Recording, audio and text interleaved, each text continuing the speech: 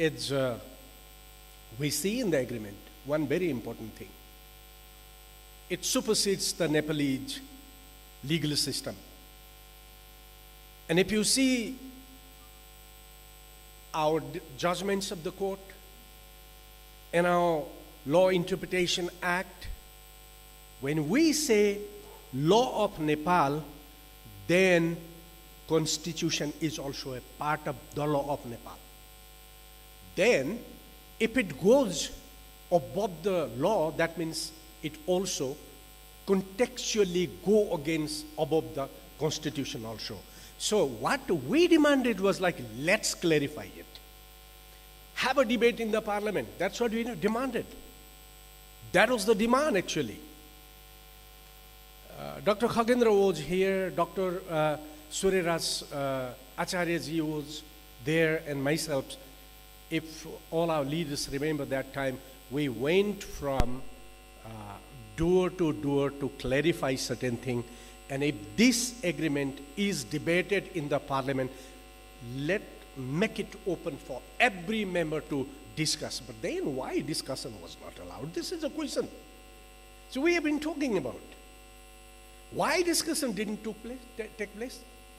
That very morning, I went to Speaker Agni Sapkotaji, and I said, please let this document be studied by the people, the member of the parliament, and discussed in the parliament. That's okay.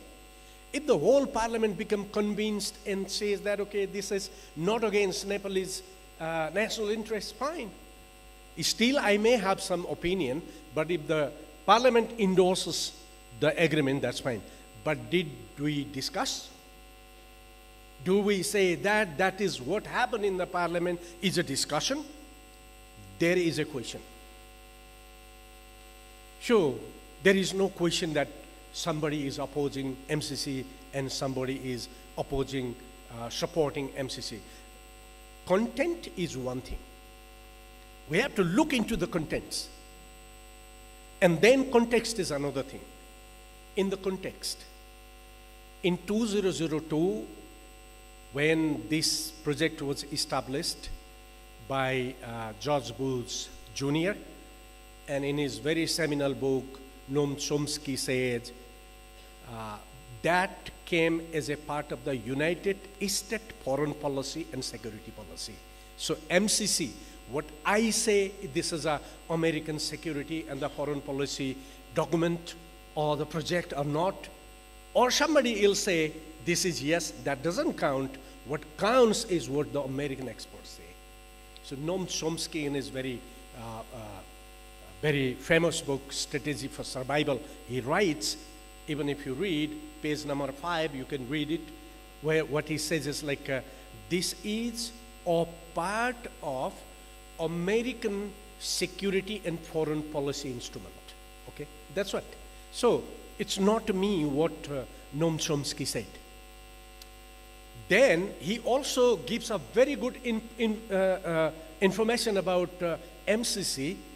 What he writes is in his book is like, the then British Prime Minister Tony Blair called George Bush Jr. and said, let's use this fund, MCC project or MCC fund, to rescue of the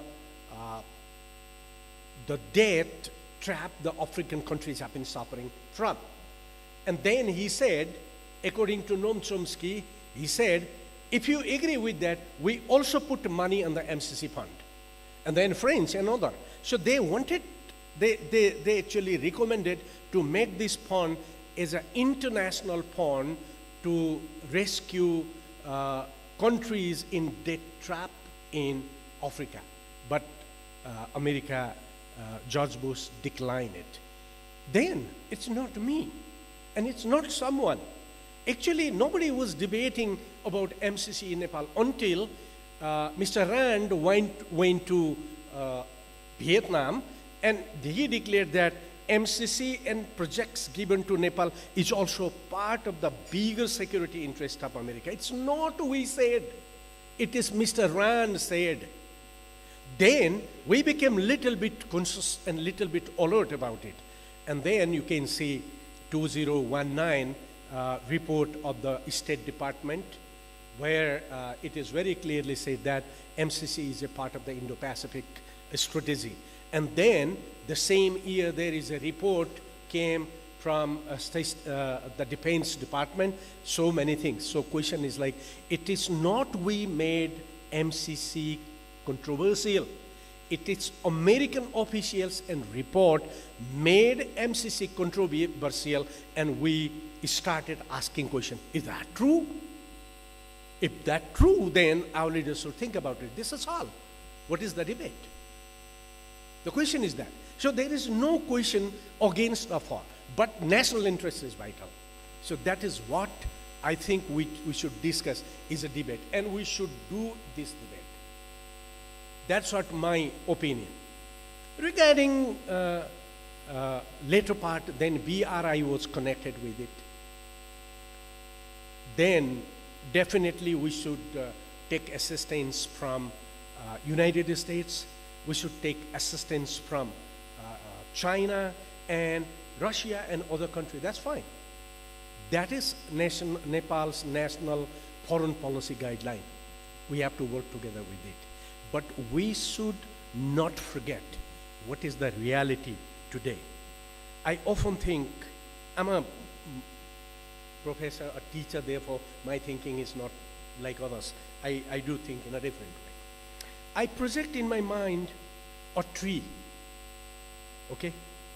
And how it looks like is like the roots of this tree today after 90, 51, 70 years of period in Nepal. I am also getting very close to that age, and I'm going to die probably after some years, but I lived all my life in poverty, in underdevelopment situation. Then why 70 years we didn't do it? Why in the past 70 years we didn't develop? The question is like, in 1951, we changed the regime. But changing regime, both Congress and Communists at that time thought that removing Rana is the objective of the revolution. They failed to look into economy. They failed to look into social structure. They change of the social structure.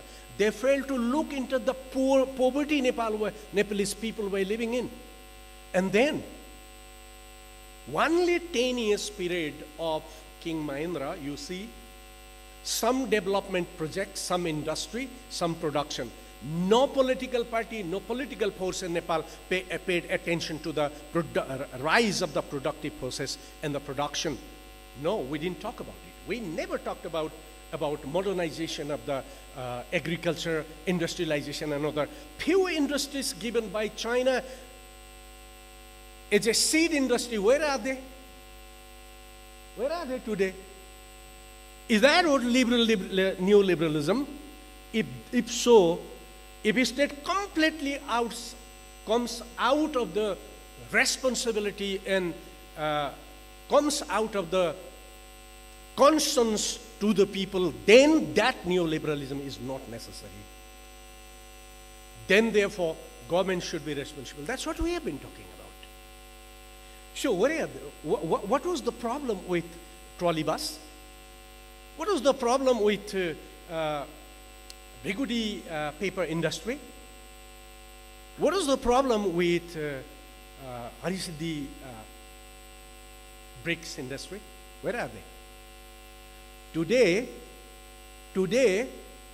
that Bigudi paper mill is still there, but it is not a property of the state, but it's a property of some individual. So why? So why we ignored the support given by China? Why we ignored support given by Russia? Why we ignored the support given by Germany? And why we give so much emphasis to MCC? So today we have 8,000 million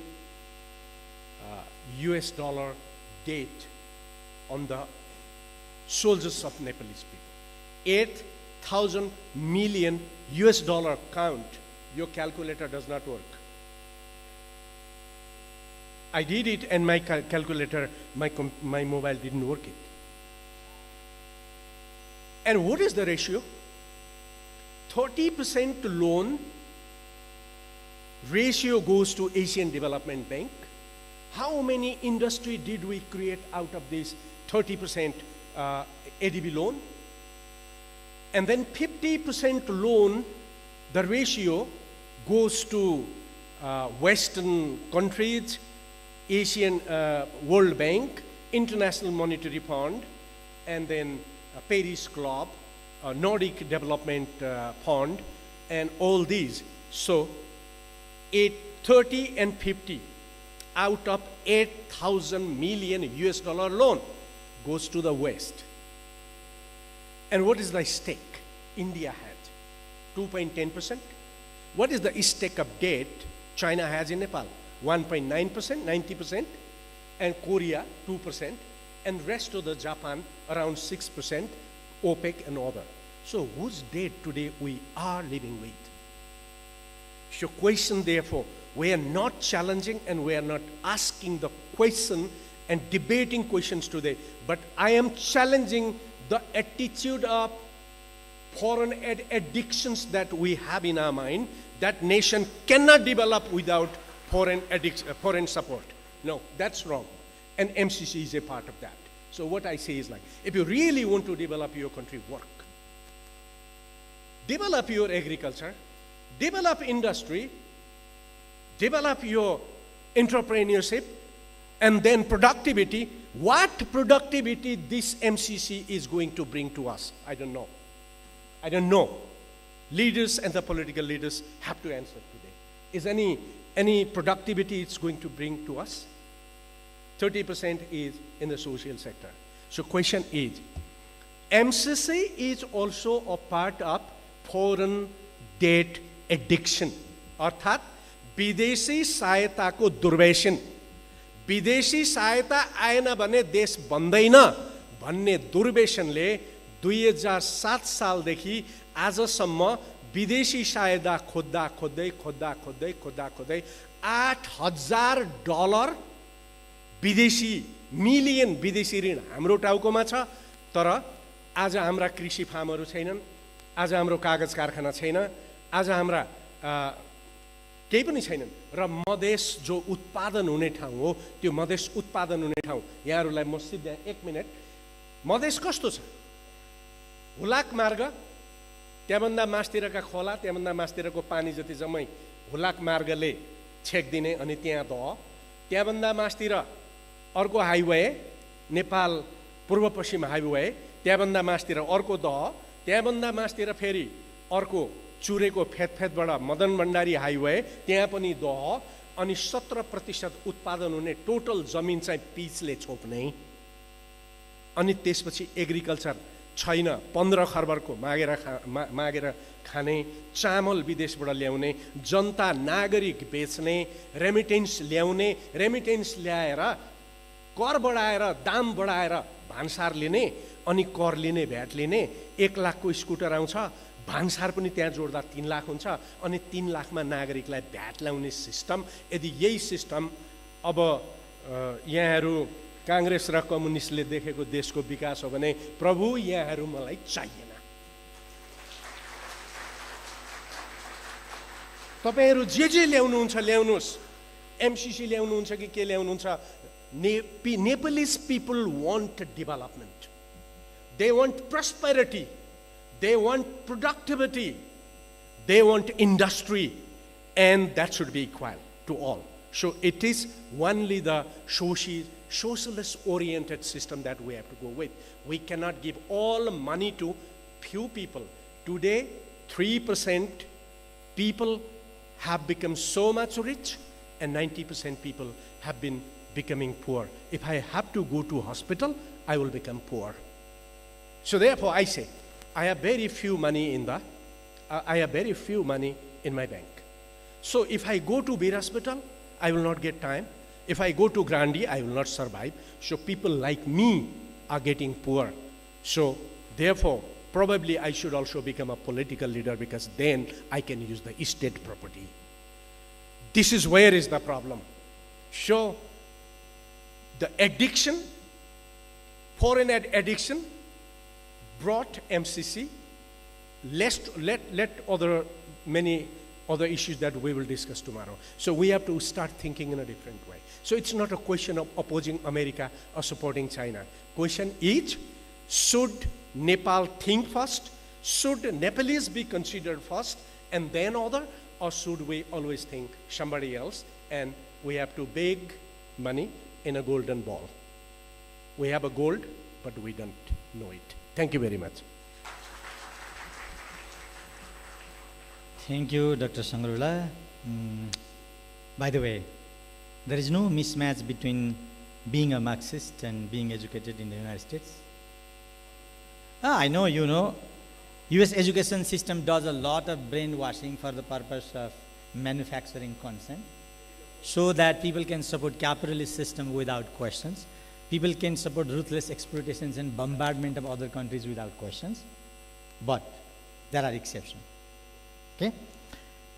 Yeah, I have been informed by some sources that Comrade Dev Gurung is on the way. And I'm not sure when will he arrive here. Therefore, Dev Gurung being absent for now, I would like to request Wang Chuangdo. If I pronounce your name correctly, you should thank me. If I made some mistakes, forgive me. Okay? So your name is very difficult for us. So Wang Chuangdo, to share your analysis, thoughts, and facts, and suggestions, and whatever you have.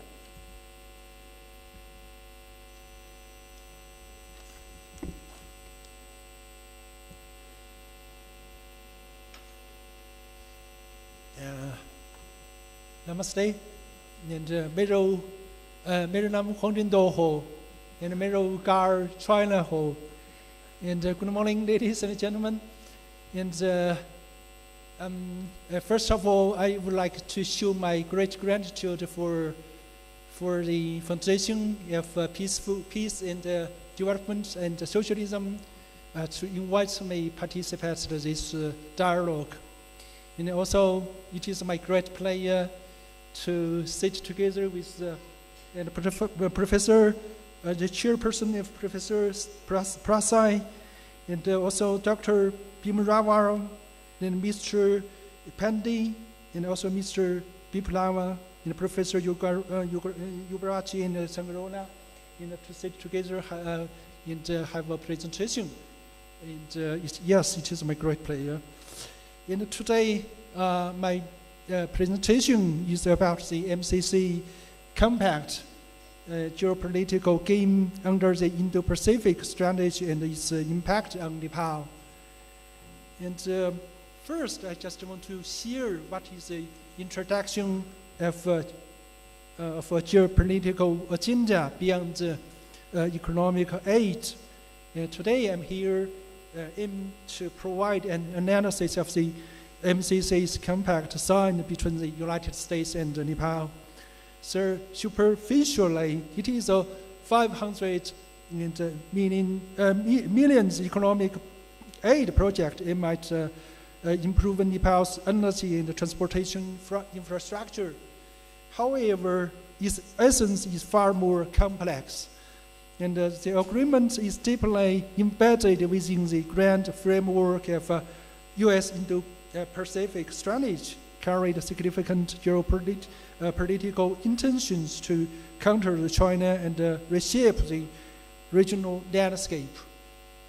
So my presentation will focus on this essence, analyzing its strategic motives and the implementations mechanism and potential far-reaching impacts on Nepal's sovereignty and national interests.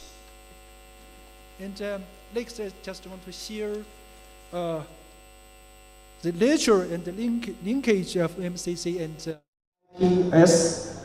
What is the MCC, the compact? I think everybody knows more about that. It's funded by US grant of $500 millions Nepal government and funded increased from the 130 millions to 197. And this project is supposed to focus on the road upgrades and electricity transportation lines, construction of these lines. And also this state goal is increase the electricity availability, lower transportation cost to promote investment growth and poverty reduction. What is the Indo-Pacific strategies? That is U.S. national security strategy, which was proposed by Trump in 2017. Trump administration ended the Indo-Pacific rebalance strategy, and soon after he took office as the Prime Minister, he provided this proposal of Indo-Pacific strategy. And also, as the Biden administration upgraded this strategy, its core objective is to maintain U.S. hegemony in the Indo-Pacific regions. What is his measures about the politically building alliance interfere in China's internal affairs and economically and isolating China in supply chains through the mechanism like the Indo-Pacific Economic Framework, and military, of course, and increasing deployment bases and exercises to contain and deter China. And I think the MCC and the Indo-Pacific strategy has a deeply relationship. MCC is a policy tool for the IPS, and it has the strategic alignment, deeply integration exists between the MCC and IPS. And also there is a official endorsement. U.S. Assistant Secretary of State and runs explicitly started in 2019 that the MCC project in Nepal is a part of the U.S. Indo-Pacific strategy in directly link economic aid to the strategic goals of countering China. And next, I just want to share the U.S. strategic intentions and implementation means. And I think the first is that the geostrategic layout. And MCC clauses stated it shall prevail over Nepal's domestic law, and the U.S. personnel are not subject to the Nepalese jurisdiction, severe undermining Nepal's legislative and judicial sovereignty. And also there are some security concerns. And the project location in the U.S.-Nepal joint military training in the Mustang district raised deep concern within the Nepal about MCC being used for military purposes, serving the IPS and strengthen the regional security. And also next is just like a dual regulation, coordinating and utilizing India. In the implementation was reportedly subject to the obtaining India's consent, in which not only infringed on Nepal's sovereignty, but also revealed U.S. strategic calculation co-opting India.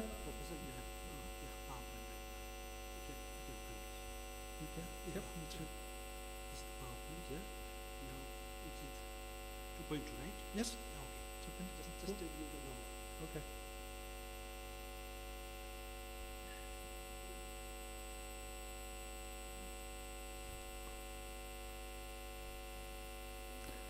And yes, next is co-opting India as a key IPS partner against China, while subtle balance and regulating India's influence to serve U.S. interests. And I think this next is that 2.3, integrating Nepal into the IPS system multidimensionally. I think economically strengthening Nepal-India economic integration through the transmission line and road upgrades, reducing Nepal's economic reliance on China, pulling it into the US-led economic system. And also military is also some measures, just like seeking joint training exercises and logistical support by the try to through the framework like the state partnership, yes, SPP, yes, aim to establish a military presence to monitor China's Tibet and support the U.S. regional security architecture, and also the politically and fostering and supporting the pro-U.S. political forces within Nepal through the aid and political maneuvering influence its domestic and foreign policies towards the U.S. and India, attempting to alter Nepal's traditional distance diplomacy and non-alignment policy. And next, I just want to share the potential impacts and consequences for Nepal. And in period national sovereignty and diplomatic independence, yes. And I think this MCC and is extra legal privileges and exclusive U.S. control over the auditings directly challenge Nepal's sovereignty, and also been incorporated into the IPS explicitly aimed at countering China would force Nepal to choose sides, losing diplomatic flexibility and independence, intangibly entangling it in major power competition, and also exacerbated domestic political divisions and social strifes. And the ratification process caused significant political discord and widespread public protest, and widely viewed as an unequal trade leading to intense parts bargaining and even threatening government stability. And also there are some social confrontation, deep political fractures, and street protests intensified the social contradictions, hindering the formulation and implementation of crucial future policies. And next is economic benefit and long-term risks. And we see that MCC is 500 million, and also can provide a short-term gains and the potential for short-term infrastructure improvement and electricity export revenues. But that will be a long-term risks, and strengthening economic reliance on India, contradicting the goal of economic autonomy. And also there are some hidden costs, and grants projects may incur the high long-term of maintenance and technology upgrade cost, becoming a fiscal burden for Nepal. And also the uneven benefits, economic benefit might flow more to US and India-linked enterprises rather than the genuinely benefiting local Nepalese industry and communities.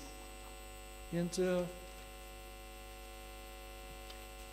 the next I just want to share is that the deteriorating security environment in risk of military influx.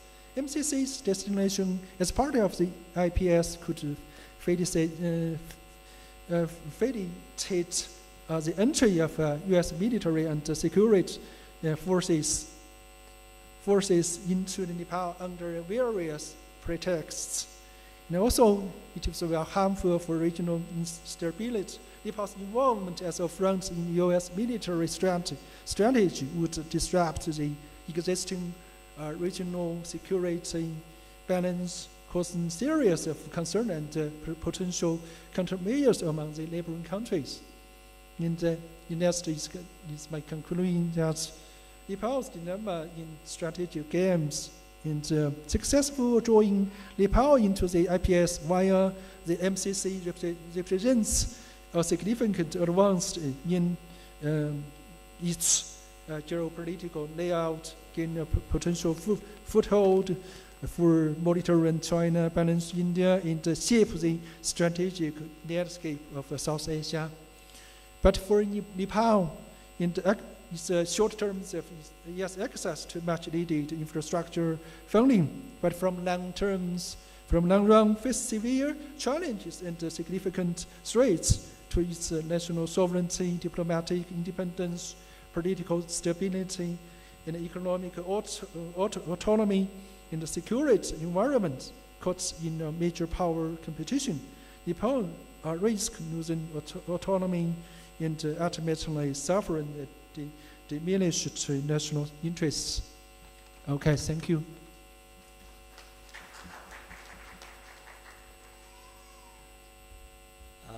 Thank you, Wang Changdu, for your timely presentations and sharing your analysis, thoughts, and facts. Now, हामीसँग अब देव गुरुङ आइसक्नु भएको छ र त्यसैले म देव गुरुङज्यूलाई यो विषयमा केन्द्रित भएर 15 minute नबढाइकन आफ्ना धारणाहरू, आफ्ना तथ्य, आफ्ना विश्लेषणहरू राखिदिनको लागि अनुरोध गर्दछु। विषय छ इन्डो पेसिफिक स्ट्र्याटेजी भित्र चाहिँ यो एमसीसी को ठाउँ कहाँ हो भन्ने विषयमै केन्द्रित भइदिनु होला। धन्यवाद।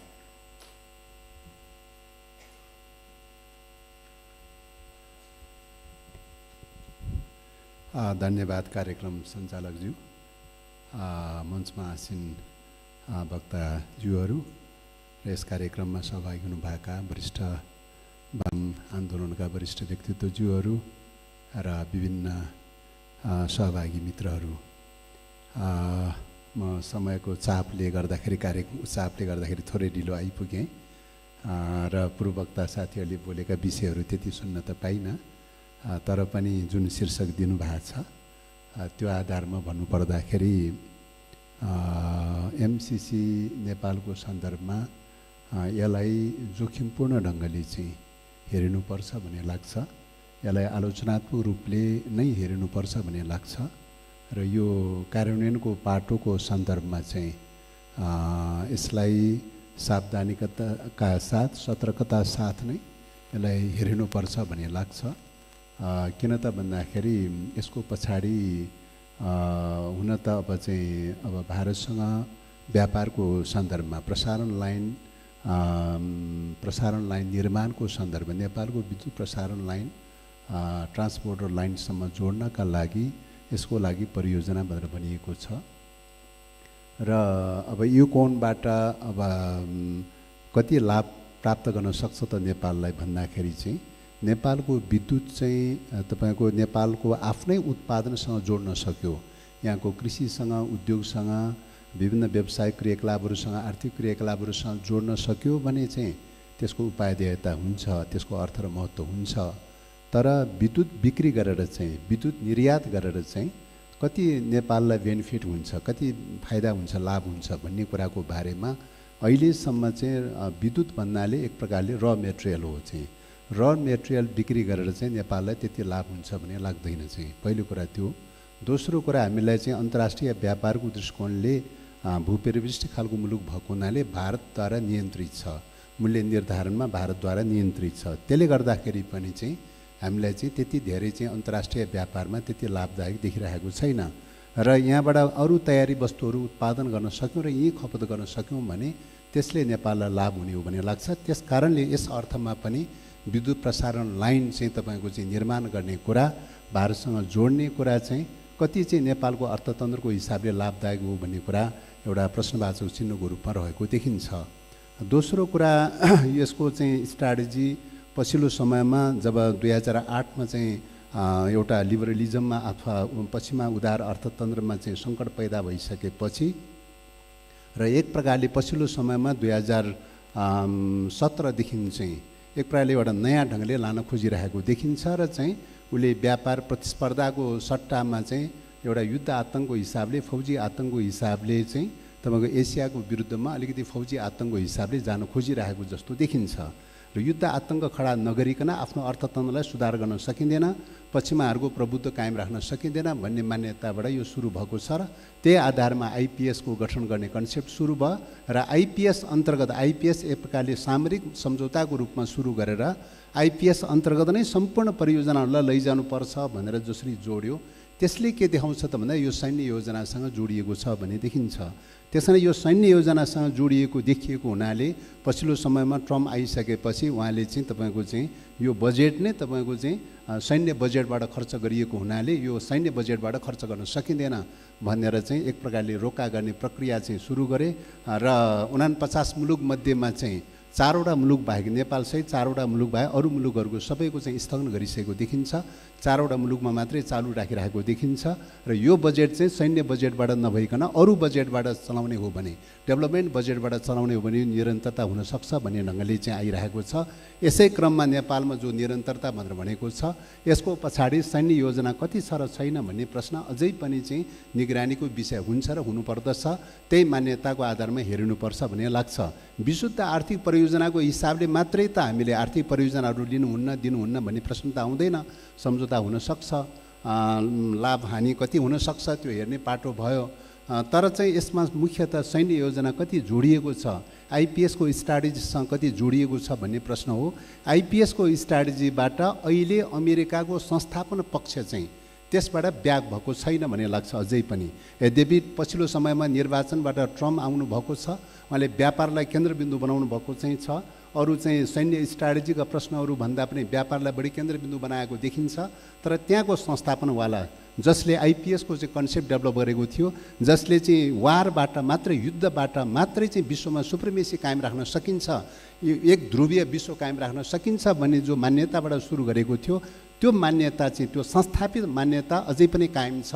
त्यो संस्थापित मान्यताबाट विचलन भएको छैन अमेरिका चाहिँ।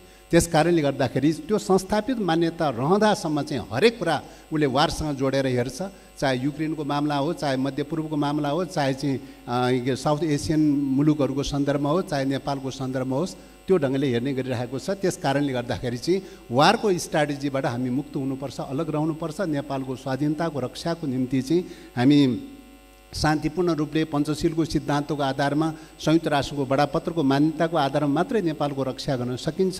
वारको स्ट्राटेजीबाट नेपाल जस्ता साना मुलुकहरू रक्षा गर्न बहुत कठिन हुन्छ। त्यसो भएको हुनाले चाहिँ अहिले वारको स्ट्राटेजीसँग कति जोडिएको छ छैन भन्ने कुराको बारेमा फेरि पनि निगरानीको विषय बनाइरहनुपर्छ भन्ने लाग्छ। त्यसो भएको हुनाले त्यही ढङ्गले हामीले यो एमसिसीको सन्दर्भमा हेरिनुपर्छ भन्ने लाग्छ। त्यसो भएको हुनाले चाहिँ अहिले हेर्दाखेरि वारको स्ट्राटेजी बन्द नभएको अवस्थामा चाहिँ त्यो परिवर्तन नभएको अवस्थामा चाहिँ अमेरिकाबाट सहयोग लिने प्रकारका प्रक्रियाहरू चाहिँ आइपिएसको पार्ट बनाएर आउने प्रकारका परियोजनाहरूको सन्दर्भमा नेपालले क्रिटिकली रूपले हेर्नुपर्छ।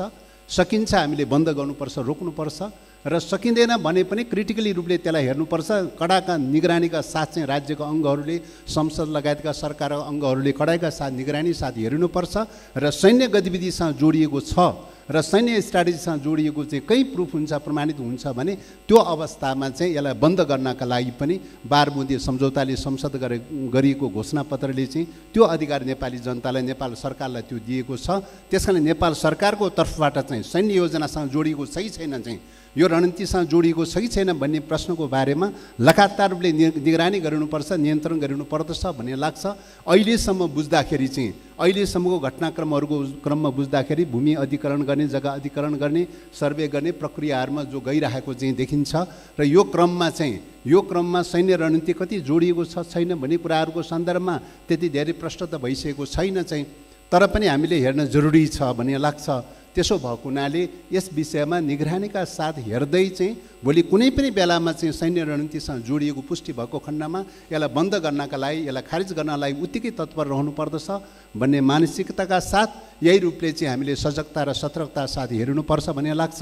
समग्र आर्थिक परियोजनाकै कोणबाट मैले सुरुमै भने आर्थिक विकासको परियोजनाको कोणबाट हेर्दाखेरि विकास आयोजनाहरू लिन नसकिने त होइन, तर विकास आयोजना लिँदाखेरि चाहिँ नेपाल सरकारले हरहमेसा ध्यान दिनुपर्ने कुरा भनेको नेपालको कृषि अर्थतन्त्र, औद्योगिक अर्थतन्त्र र राष्ट्रिय पुँजी निर्माण गर्न सकिन्छ सकिँदैन भन्ने कोणबाट हेर्ने कुरा हो। चाहिँ राष्ट्रिय अर्थतन्त्र निर्माण गर्न सकिने प्रकारका परियोजनाहरूमा चाहिँ सहयोग लिनुपर्छ, अनुदान लिनुपर्छ। राष्ट्रिय अर्थतन्त्र निर्माण गर्न नसकिने, राष्ट्रिय पुँजीलाई कुण्ठित गर्ने प्रकारका चाहिँ परियोजनाहरूको बारेमा चाहिँ नेपाल सरकार सजग र सतर्क रहनुपर्छ भन्ने लाग्छ। यसबाट आगामी दिनहरूमा पनि शिक्षा लिएर त्यो ढङ्गले अघि बढ्नलाई अभिप्रेरित हुनेछ भन्ने आशा अपेक्षा राख्दै यो कार्यक्रममा अतिथिको रूपमा आमन्त्रण गर्नुभयो, मन्तव्य राख्ने अवसर प्रदान गर्नुभयो, त्यसको लागि आयोजक साथीहरूप्रति आभार प्रकट गर्दै आफ्ना भनाइहरू यिनै टुङ्ग्याउन चाहन्छु। धन्यवाद। धन्यवाद देव गुरुङज्यू र सम्पूर्ण प्यानलिस्टहरूलाई आफ्नो विचार समयमै राख्नुभएकोमा पनि धन्यवाद र आफ्नो विचार प्रष्टसँग राख्नुभएकोमा धन्यवाद। सम्पूर्ण श्रोता मित्रहरूलाई पनि यो लामो 2 घन्टाको सेसन ध्यानपूर्वक सुनिदिनु भएको, गुनिदिनु भएकोमा धन्यवाद। अब चाहिँ हामी लगभग 3 मिनट मात्रै बाँकी भएकोमा मैले आफ्नो तर्फबाट आज चेयरको हैसियतले केही नबोल्ने निधो गरेँ, किनभने मेरो सेपरेट प्यानलमा पनि राखिएको छ। तर एउटा कुरा चाहिँ महत्त्वपूर्ण, हामीले छलफल गर्नुपर्ने सर्वाधिक महत्त्वपूर्ण प्रश्न के हो भने एमसिसी मार्फत कतिवटा पुल आउँछन् या कतिवटा बाटा बन्छन् या कतिवटा ट्रान्समिसन लाइन बन्छन्, पछिल्लो 2टा, या अरू के बन्छन् भन्ने कुरा मात्रै महत्त्वपूर्ण भएन। अब एमसिसी चाहिँ यदि अमेरिकन मिलिटरी परियोजनाको अङ्ग हो भने यो अरू सहयोग जस्तो एउटा स्कुललाई हुलासको पाता बाँडे जस्तो या 2-4वटा शिक्षकको दरबन्दी दिए जस्तो या युजिसीमा पैसा दिए जस्तो सामान्य विषय होइन। यदि मैले यदि भन्दैछु, अब मेरा त आफ्ना निष्कर्ष छन्, तर तपाईँहरूको दिमागमा हुनुपर्ने प्रश्न चाहिँ के हो भने यदि एमसिसी भन्ने चिज इन्डो पेसिफिक रणनीतिको अङ्ग बनेर आएको छ र इन्डो पेसिफिक रणनीति भनेको आधारभूत रूपले मिलिटरी रणनीति हो भनेर मान्ने हो भने जो कुरा उनीहरूको दस्तावेजमा लेखिएको छ, त्यसपछि त एमसिसी माथि हामीले गर्ने क्रिटिक, हामीले गर्ने आलोचना, हामीले गर्ने समर्थन अर्को विकास परियोजनालाई गर्ने विरोध या समर्थनभन्दा नितान्त गुणात्मक रूपले भिन्न हुनुपर्छ। यो कुरा बुझ्न त्यति गाह्रो चिज होइन।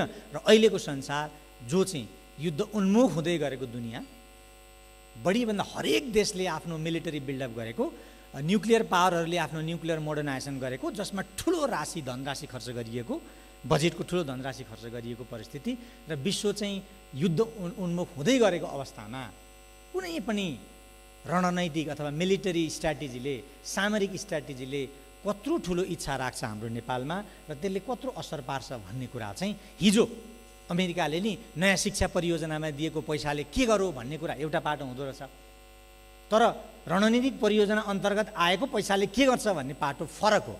त्यसैले सबै पैसाहरू उस्तै आशयले आउँदैनन्, सबै पैसाहरू एउटै नियतले आउँदैनन्, सबै पैसाहरूले पार्ने प्रभाव एउटै हुँदैन। यो बुझ्न हामीलाई समय लाग्दैन होला। र यसो भन्दै म अब हाम्रो लन्चको टाइम भएको छ।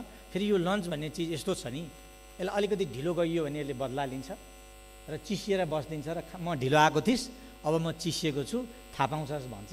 त्यसैले सबैलाई म आयोजकको तर्फबाट लन्चको हल हाम्रो यतापट्टि के हल छ, लन्चको हलको नाम वाटरफल के गार्डनमा आमन्त्रित गर्दै आजको यो सेसनलाई यहीँ समाप्त भएको घोषणा गर्दछु।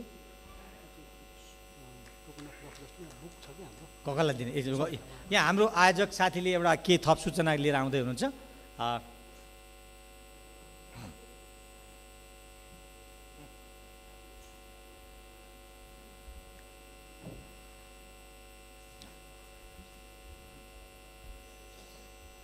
यस सेसनका स्पिकरहरू, प्यानलिस्टहरूलाई हामीले त्यस्तो महत्त्वपूर्ण गिफ्ट ल्याउन सकेका छैनौँ, तर हामीले काष्ठमण्डप डायलग-1 को जुन हाम्रो किताब निकालेका छौँ त्यो दिनलाई हामी गइरहेका छौँ। म पूर्व प्रधानमन्त्री श्री झलनाथ खनालज्यूलाई ड्यासमा आमन्त्रण गर्छु।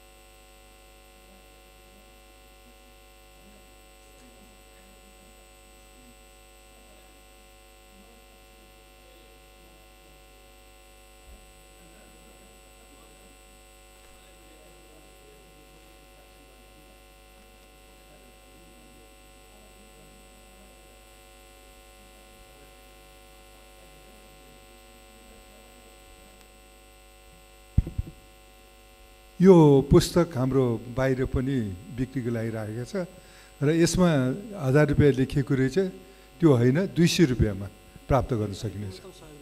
न्यूनतम सहयोगको भनेको